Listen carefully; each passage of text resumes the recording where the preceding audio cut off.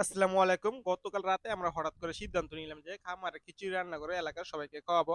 আমরা আগে মিলাদ মাহফিল করতাম এবং পাশাপাশি খিচুড়ি রান্না করেও অত এলাকার সবাইকে খাওয়াতাম।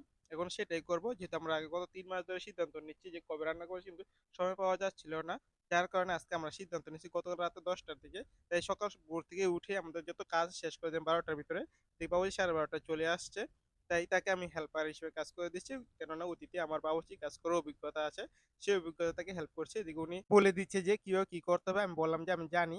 আমি কিছুর অভিজ্ঞতা আছে।" তো বলল যে, "তুমি রান্না করো। আমি তোমাকে বলে দিব। তুমি সেই অনুযায়ী কাজ করলে আরো শিখে যেতে পারবে।" এদিকে আমার এক ভাতিজা বলল যে, "আপনার কবুতরের ঘরটা লাগানো যাচ্ছে না। গাছটা হেলে পড়েছে। এই গাছটা কেটে দিতে হবে।" তাকে বললাম যে কেটে দিতে। কারণ আমি সময় পাই না। এদিকে আমাদের খিচুড়ি দিয়ে খেয়াল রাখতে হচ্ছে যে খিচুড়ি রান্না ঠিকমতো হচ্ছে কিনা। যেহেতু আমি বাবুর্চির সহকারী হিসেবে কাজ করছি। এদিকে আমার খিচুড়ি রান্না প্রায় শেষ পর্যায়ে চলে আসছে। এখন মোটামুটি খিচুড়ি রান্না শেষ। ৩টা বেজে গেছে তাই আমি বাড়িতে চলে গেলাম। গোসল করে আবার ৪টা হতে চলে আসলাম। কেননা গরুকে খাবার দিতে হবে। এদিকে আমার ভাইকে জিজ্ঞেস করলাম, "খিচুড়ি ঠিক আছে কিনা?" বলল, "ঠিক আছে।" এই ৫টার ভিতরে গরুর খাবার দেওয়ার সমস্ত কাজ শেষ করে ফেললাম। কেননা একটু পরিমাণের জন চলে আসবে। আশেপাশে যত সমস্ত পোলাপান আছে সবাইকে খাবার দিয়ে দিলাম। আর যত সমস্ত খামারি আছে তাদের আস্তে, আস্তে সন্ধ্যার পরে আসবে। কেননা তাদের খামারের কাজ শেষ করতে হতে মাগরিবই হয়ে যাবে। সবাই আমাদের জন্য দোয়া করবেন। এই ছিল আজকের মতো। সবাই ভালো থাকবেন। আসসালামু আলাইকুম।